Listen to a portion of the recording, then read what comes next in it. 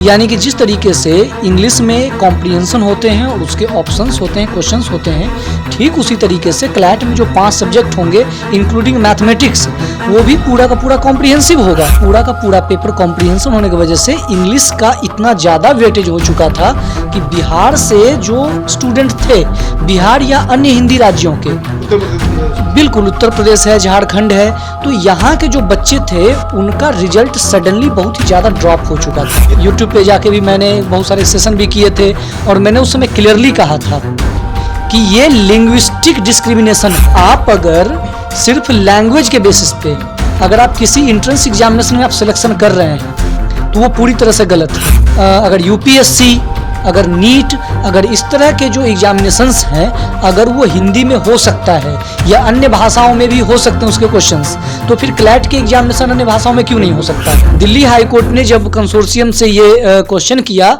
तो कंसोर्शियम ने क्लियरली अपना आंसर दिल्ली हाई कोर्ट को भेज दिया कि वो पूरी तरह से तैयार है हिंदी में क्वेश्चन पेपर देने के लिए।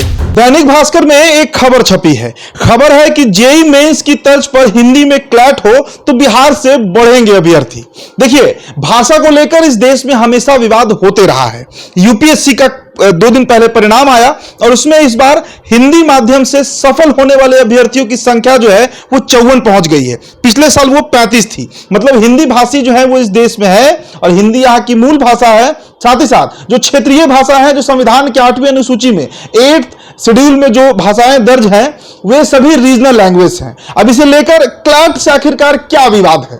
अब मामला यह है कि क्लैट में बिहार का जो परिणाम है, बिहार जो राज्य है वो लगातार घटते जा रहा है। इस पर पूरा विस्तृत चर्चा हम करेंगे। हमारे साथ एके सिंह मौजूद हैं। सर, ये जो मामला है क्लैट का, आप तैयारी भी करवाते हैं, मसला है कि भाषा को लेकर आखिरकार क्लैट में अब क्या विवाद हो गया और ये मामला कितना पुराना है? देखिए, मामला तो ये पहले का ही है। ओवरऑल हो क्या रहा था कि 2020 से क्लैट का पैटर्न बदल गया था। पहले 200 क्वेश्चन हुआ करते थे, 1 लाइनर होता था।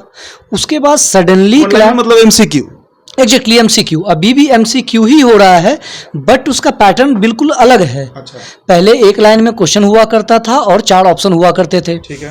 अभी 2020 के बाद से क्या हुआ कि क्लैट कंसोर्शियम ने अपने पैटर्न में चेंजेस लाया। उसका ये जो क्या चेंजेस आया सर? जो चेंजेस था वो ये था कि पूरा पेपर कॉम्प्रिहेंसिव होगा। अच्छा। यानी कि जिस तरीके से इंग्लिश में कॉम्प्रिहेंशन होते हैं और उसके ऑप्शंस होते हैं, क्वेश्चंस होते हैं, ठीक उसी तरीके से क्लैट में जो 5 सब्जेक्ट होंगे इंक्लूडिंग मैथमेटिक्स, वो भी पूरा का पूरा कॉम्प्रिहेंसिव होगा। जस्ट लाइक इंग्लिश कि एक पैसेज होगा और उससे रिलेटेड क्वेश्चंस और उससे ऑप्शंस होंगे। इसके कारण से पूरा का पूरा पेपर कॉम्प्रिहेंशन होने की वजह से इंग्लिश का इतना ज़्यादा वेटेज हो चुका था कि बिहार से जो स्टूडेंट थे, बिहार या अन्य हिंदी राज्यों के, उत्तर प्रदेश भी है, बिल्कुल उत्तर प्रदेश है, झारखंड है, तो यहाँ के जो बच्चे थे उनका रिजल्ट सडनली बहुत ही ज़्यादा ड्रॉप हो चुका था। ये 2020 के बाद? जी, ये 2020 के बाद की कंडीशन है।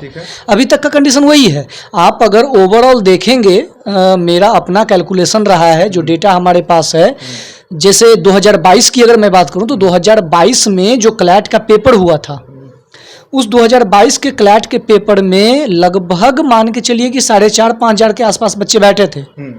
और उसमें से बिहार से सेलेक्ट होने वाले बच्चों की संख्या लगभग 150 के आसपास थी। बहुत कम है सर, अगर देखा जाए तो अन्य परीक्षाओं की तुलना में। बिल्कुल बहुत ज्यादा कम है, जबकि नॉलेज वाइज बिहार के बच्चे दूसरे राज्यों की तुलना में बहुत ज्यादा अच्छे हैं। बस सिर्फ और सिर्फ लैंग्वेज के बैरियर की वजह से बहुत ही ज्यादा ये ड्रॉप हो चुका था संख्या। फिर ये मामला कोर्ट में भी गया सर, लिखा हुआ है। बिल्कुल, इसके ऊपर मैंने भी बहुत सारे कोशिश किया था। 2021-22 में जब कंसोर्शियम के हेड डॉक्टर फैजान मुस्तफ़ा थे, प्रोफेसर फैजान मुस्तफ़ा, और वो ये NLU हैदराबाद के उस समय वो VC भी थे। अच्छा। कई बार मैंने अलग अलग तरीके से ये बात भी किया था। ये मैंने यूट्यूब पे जाके भी मैंने बहुत सारे सेशन भी किए थे और मैंने उस समय क्लियरली कहा था कि ये लिंग्विस्टिक डिस्क्रिमिनेशन है। क्योंकि आप अगर सिर्फ लैंग्वेज के बेसिस पे अगर आप किसी एंट्रेंस एग्जामिनेशन में आप सिलेक्शन कर रहे हैं तो वो पूरी तरह से गलत है। जरूरी नहीं है कि जो बच्चा हिंदी जानता हो वो बेटर लॉ नहीं जान सकता है, जो बच्चा हिंदी जानता हो वो बेटर जज और बेटर वकील नहीं बन सकता है, उसका लॉजिकल इंटरप्रिटेशन खराब होगा, ये पूरी तरह से गलत है। ठीक है। तो लैंग्वेज के बेसिस पे ये पूरा पूरा डिस्क्रिमिनेशन का मामला था। तो अगर देखा जाए सर, तो जैसा आप बता रहे हैं अंग्रेजी को जब इतना महत्व दिया गया तो फिर बिहार का परिणाम अगर कम हो गया होगा, तो वैसे राज्य जैसे कि साउथ के स्टेट्स हुए, केरला हुआ, तमिल हुआ, कर्नाटक हुआ, जहां पे अंग्रेजी ज्यादा चलता है, वहां के बच्चे ज्यादा रिजल्ट कर रहे होंगे। बिल्कुल, दिल्ली, महाराष्ट्र, इस तरह के जो स्टेट्स हैं उसके बच्चे ज़्यादा रिजल्ट कर रहे थे। और फैक्ट मैं बताऊं तो आप अगर जाएंगे, जैसे आप पटना में CNLU है, आप अगर CNLU में जाएंगे तो आप 3rd year, 4th year, 5th year के बच्चों से बात करें और आप 1st ईयर, 2nd ईयर के बच्चों से बात करें, आपको क्लियरली ये दिखेगा कि लैंग्वेज तो इन बच्चों के पास है, लेकिन नॉलेज, जो लीगल नॉलेज है, वो जो देश दुनिया की नॉलेज है, जो रीजनिंग की जो एक IQ होती है, वो सारी चीज़ें आपको कम दिखेंगी। हमारे भी बहुत सारे बच्चे यहाँ पे पढ़ रहे हैं, उनसे जब मैं बात करता हूँ तो चीज़ें साफ साफ क्लियरली सामने आती है। तो अब कोर्ट क्या फैसला इस पर दिया है सर, और क्या आपको लग रहा है इसमें कुछ सुधार होने का उम्मीद है?